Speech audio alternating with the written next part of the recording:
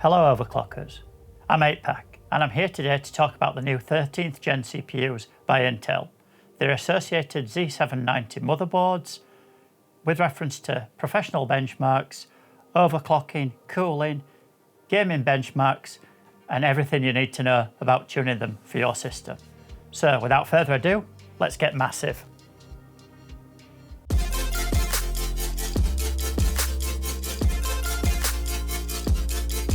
So firstly, what's 13th gen about? Well, it's 6 new processors from Intel, K, KF or T suffix. What I'll be focusing on here with my testing is the i7 13700K and the i9 13900K. All the 13th gen products are manufactured on a 7nm matured process that's x86 architecture with adaptive cores, which basically means it's got performance cores to leverage the very high performance items that you need running, such as gaming, and it's got efficiency cores that run in the background for background processors that help essentially remove overhead on the system, or the efficiency cores, of course, when you need them to help the performance cores with things such as rendering or massive multi-core loads, they also work in tandem. So this architecture has proven to be very efficient with 12th gen, and this 13th gen's taken it even further by essentially adding more efficiency cores to give the greater performance in multi-core workloads. And Intel have also increased clock speeds on this generation, and they've also increased the IPC or instructions per clock slightly by making it on a more mature node. In this particular 13th gen product as well, you've got support for both DDR4 and DDR5 memory. But what they've also added is support as standard for higher speeds of DDR5 memory. So the actual memory controller is rated for 5400 MHz in the first place. But obviously I test much higher, as here at Overclockers, we are Overclockers. Now let's quickly talk about the motherboards for this 13th gen CPU. Now the 13th gen CPU is actually backwards compatible with Z690 motherboards. And I have to say I had no problems running any of these CPUs on the Z690 board, but you will need an updated BIOS so it works. Of course, someone buying a 13th gen from the start without a Z690 motherboard would be best to invest in a Z790 motherboard or one of the cheaper lower end chipset variants coming out soon. Now the lower chipset variant boards I haven't had a chance to test yet because there's no physical samples.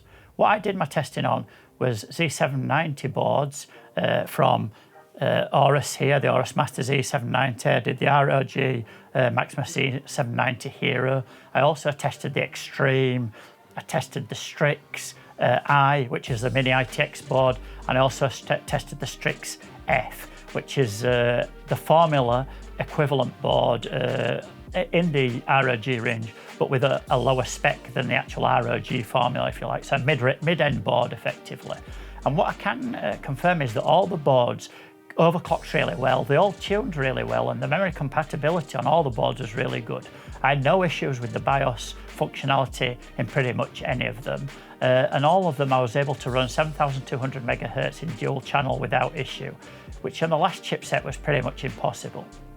Also, the new boards have exactly the same cooling mechanism, or should I say, they're the same mount for the cooler as the previous gen boards, which was LJ 1700, and the mounting holes are in the same place, and the height of the IHS off the board is in the same place as well. So coolers that worked on your old generation platform will work on the new generation platform. So if you're currently on a Z690 platform, there is a couple of reasons why you might want to upgrade. The Z790 has more PCI Express lanes in the up and downstream, which will help you really fast storage. And that's, to be honest, really about it as far as that goes. Or if you want to run really fast memory, that's the other reason that you might want to upgrade your motherboard. But for me, if you've got a Z690, I'd be just making sure I update the BIOS before I change my CPU out, switching out, and away I go. The functionality is very solid. So now let's discuss memory. Memory on this platform is dual channel, but you can install either 2 or 4 sticks. The default speed, as I mentioned earlier, is 5600 MHz, but I tried, again as I mentioned earlier, all the way up to 7200 MHz without any issues at all on all the boards that I tried, which was great. The only thing was for me was that going from all the way from 5600 or 5200 even all the way to 7200 didn't really make a lot of difference to the performance of the system. And I only really noted a difference when very, very high FPS gaming was necessary. So sort of 1080p using a 4090, where it's completely the CPU and memory that are the bottleneck rather than anything else in the system. So what I would advise for most people is that 5200 to 5600 megahertz memory is the sweet spot in terms of both performance and price. For those wanting the ultimate gaming performance on a low-res monitor where the benchmark or whatever you're running is bottleneck essentially only by the CPU and memory, then you can choose the higher speed of memory to gain that 1%, 1.5% absolute tops performance. While I was testing, I used a variety of sticks and kits from Corsair and from Team Group, like I say, all the way up to 7200. Now, it's hard to really make a philosophy of why putting so much speed extra on the memory or more frequency doesn't make that much difference to your benchmarking scores or your overall real-world result. But what we do notice is, obviously, as the speed goes up, so does the latencies or primary timings of the memory, and hence also does the tertiary timings or lower timings of the memory. And all this added latency seems to counteract very much the additional speed. And like I said, really the only time I saw even just over 1% increase in going all the way from 5200 to 7200 megahertz in memory was when I was using a low resolution setting for a game that I expect to be running 300 or 400 FPS, and then I'd maybe get 1 or 2% extra in that. So totally removing any other bottleneck but the memory and the CPU architecture. Certainly in 1440p, almost nothing difference there. And in 4K gaming, absolutely zero from going to a higher speed of memory. I mean, yes, you can say that with a 4090, the bottleneck is somewhat the CPU at 4K, but only really CPU frequency and cache frequency on the performance cores. Certainly not as far as something down the bus like memory. So we've discussed a little bit about memory. Now let's move on to the cooling I used and the cooling I'd recommend. I first started out with the 13700K or the i7 on a 240 AIO, and 13900K or the i9 on a 360mm AIO. These gave reasonable results, but what I did also notice is that when moving the 13700K over from a 240 AIO to a 360 AIO, it made a big difference. So what Intel have really done here is improve the efficiency of removing heat from the cores so that your cooling actually does matter and it does scale with cooling. There was definite benefits from going 240 AIO, 360 AIO to custom water, which often we haven't seen before because there's been a limiting factor within the IHS design, or maybe the thermal interface material between the CPU cores and the IHS, or something along those lines, maybe some flexing of the PCB, an issue within the socket, so you don't get all the cooling that you're actually putting, or the mechanical cooling, actually translating into cooling performance. But here we did, so well done Intel for that. Initially, like I said, I started out with 13700K on an AIO cooler, and the stock performance maxed out on a blender type load or an AVX type load was 97 degrees C. Once I added TVB or the thermal velocity boost tuning, which in my instance I did the full thermal velocity boost. I also overclocked the cache and I also overclocked the E-cores, so not your standard TVB. But with that, I managed to save around 7 degrees on the 240mm cooler and got down to 90C. And then with an overclock of around 5.6 gigahertz on all the performance cores, an overclock on the cache and an overclock on the E-cores, again on the i7, we maxed out at 93 degrees C on the 240 AIO. On the i9 13900K, I started on the 360mm AIO, which, like I said, proved much more efficient. At stock, we had a maximum temperature of 88C. With the TVB and all the tuning that I do, so cache tuning and E-core tuning, we ended up with a maximum temperature of 84C. And then for an OC of a massive 5.7 gigahertz on all the performance cores, which I did actually on custom water for this one, I have to say, I ended up with a maximum temperature of 90C. But as I said, to gain the extra overclocking and gain the extra temperature back, literally throw more cooling at it, because here it's very efficient and does work. One final point I will make on cooling is that the 13900K, in any form that you decide to tune it or TVB or even stock, is cooler than the 12900KS on the same cooler, even though the new 13th gen has 8 more efficiency cores and actually overclocks substantially more, several hundred megahertz more on both the core and on the efficiency cores and on the cache. So that cooling, again, like I say, exactly is translating, and it does run several degrees cooler.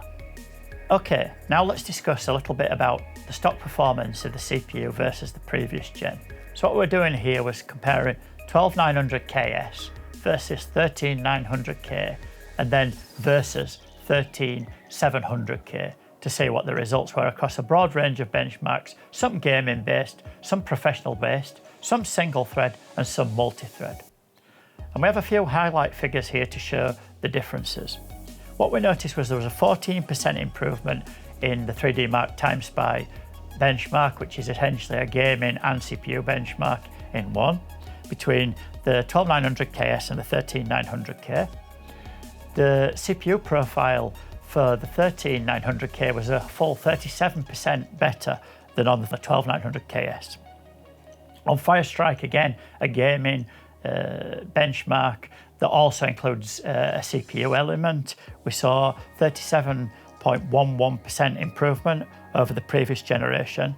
On Cinebench, which is a full multi-threaded benchmark based around professional application of Cinema 4D, we saw a massive 42% improvement generation on generation. And also on that same Cinebench result, we saw around 12% single-threaded performance improvement, which also, this single-threaded performance also does translate into your gaming performance, because as everyone's aware, the games are going to run on the performance cores, and it's still the single-threaded performance for games that is king of all kings. So that does translate into your gaming performance, that around 12% number. Another headline figure was Realbench image editing, which is similar to Photoshop editing. We noticed a 7% improvement there, and that's centered around the IPC. And we noticed a 24% Realbench encoding difference. But again, this is related to the massive multi-core improvement that you see on the latest generation. Of course, it's got 8 more efficiency cores, but not only that, it's got increased IPC, increased frequency of the performance cores, and increased frequency of the cache. Right, now let's compare the i7, so the old 12900KS to the new 13700K. And these were very evenly matched across most benchmarks. The 13700K has a slight increase in frequency, and we saw that with an average of 4.5% gain in all the single core tasks and an average of about 7.4% gain in the multi-core task. But it was a very even spread across the benchmarks. Sometimes the KS really made a case for that option.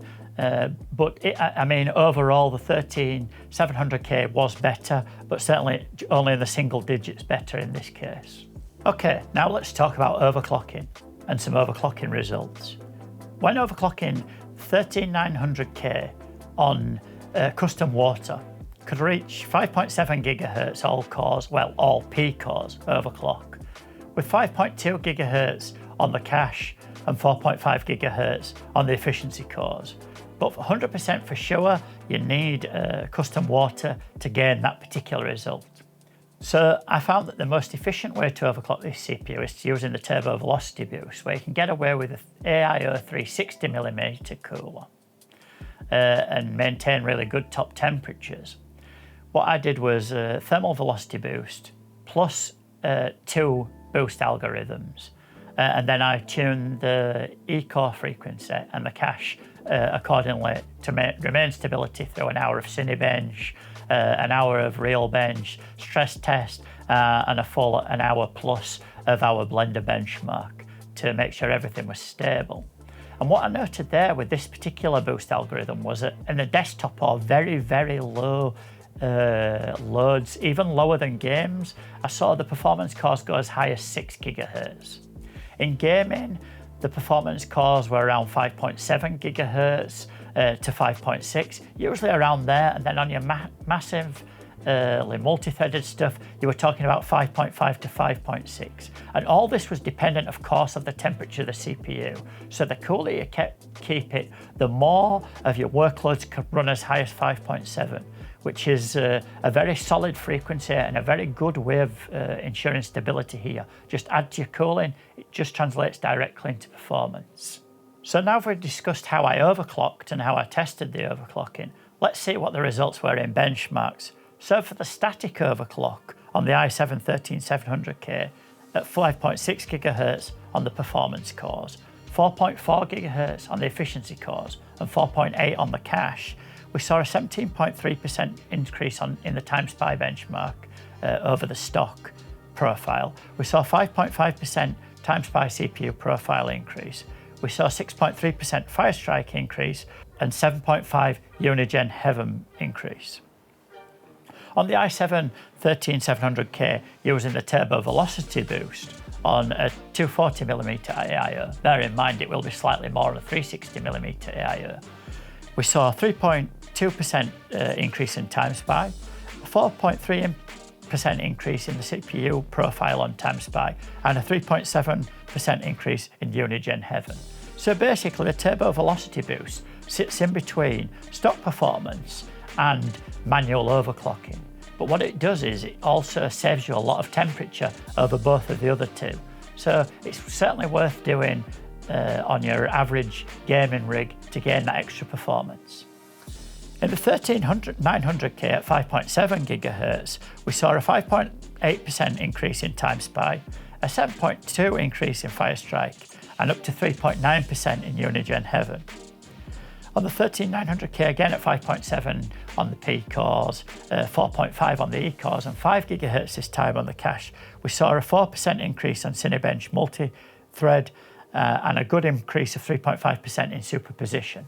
Superposition here, Heaven here, Valley here. For this particular run of benchmarks, I did all at 1080p to show where the CPU would shine. Obviously, we discovered this on 4090, that once you are using a 4090, it's the CPU that's completely bottlenecking at lower resolution. So everything that I did here, testing-wise, was at lower resolutions to show the CPU, performance cores, efficiency cores, and cache as the bottleneck, and sometimes the memory rather than the other way around. Obviously with the 4090 I was trying to bench at very high resolutions to shift that bottleneck across, although with the 4090 it's very difficult, as we proved.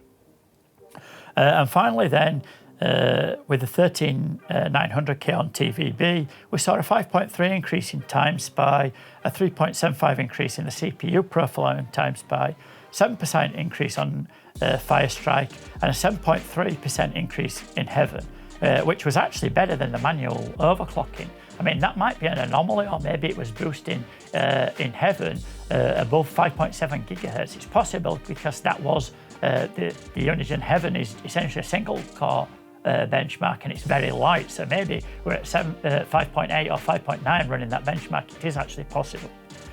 And also with the TVB we saw a 1.3% Cinebench single core increase, a 3.2% multi-core increase, and overall a 4.5% 1080p superposition increase, which is again a solid number and better than the manual overclocking. Again, the hypothesis for that, or I'm pretty certain, is that it was boosting above 5.7. It was probably boosting on that particular benchmark to about 5.8 or 5.9, somewhere around that.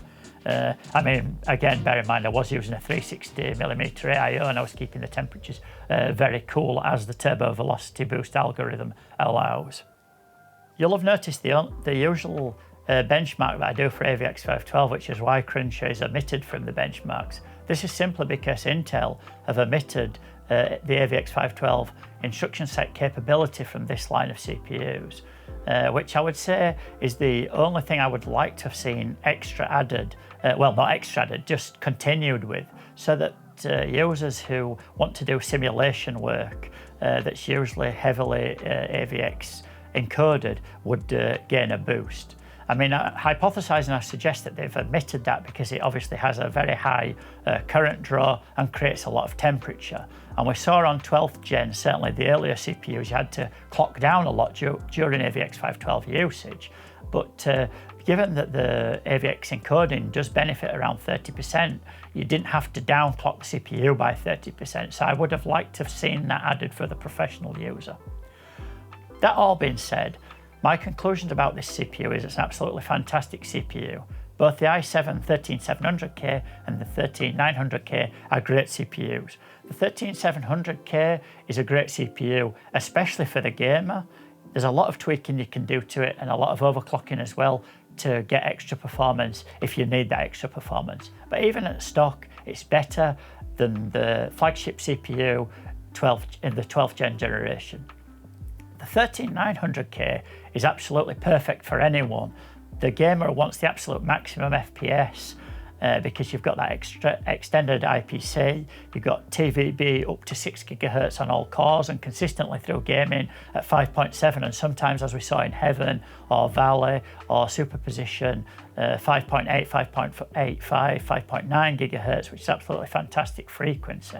And not only this single core performance and gaming performance on the performance cores, what we've seen is 8 extra efficiency cores given, all that can now be pushed as far as 4.5 GHz without issue, with a cache frequency of around 5 GHz. And this has given us a massive boost in multi-thread performance of around 40 to 45%. So again, not only is this CPU great for the elite tier, the absolute top tier gamer, push those frame rates, it's also great for the professional user, those looking to do rendering, non-AVX 512 simulation, those looking to do modeling, all these kind of things where you need the extra cores to leverage for your performance. Here at Overclockers, for those who don't wish to overclock themselves and want to make the installation of their new 13th gen easy, we have a range of overclock bundles which have been configured by myself or the team using my profiles.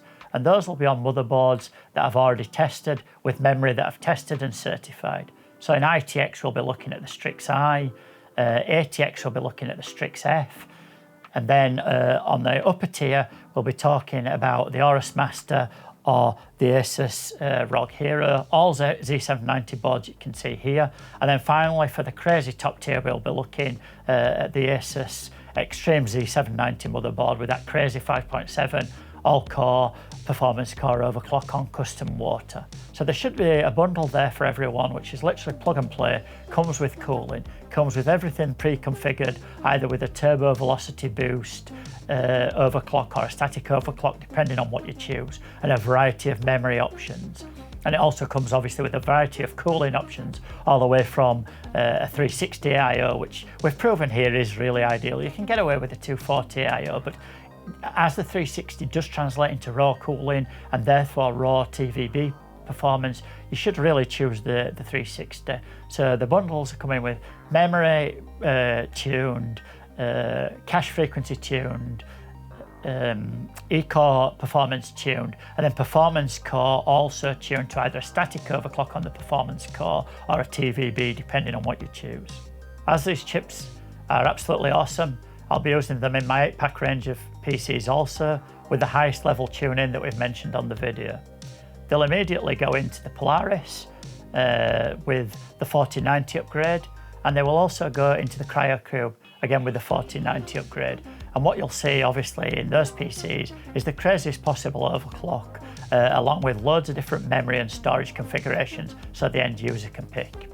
Moving forward, we'll be also placing this one in the Asteroid, which is a new, if you like, updated PC of mine, but with a totally new aesthetic and a really crazy look. So look out for that one when it comes out.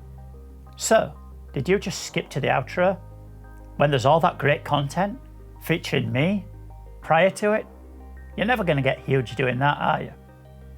Now, back to the serious stuff. Okay, this is a great CPU. Simply click on the links in the description below to purchase one of my bundles. Yep, get your wallets out. And finally, don't like the video. Don't subscribe to our channel, but train hard and get massive.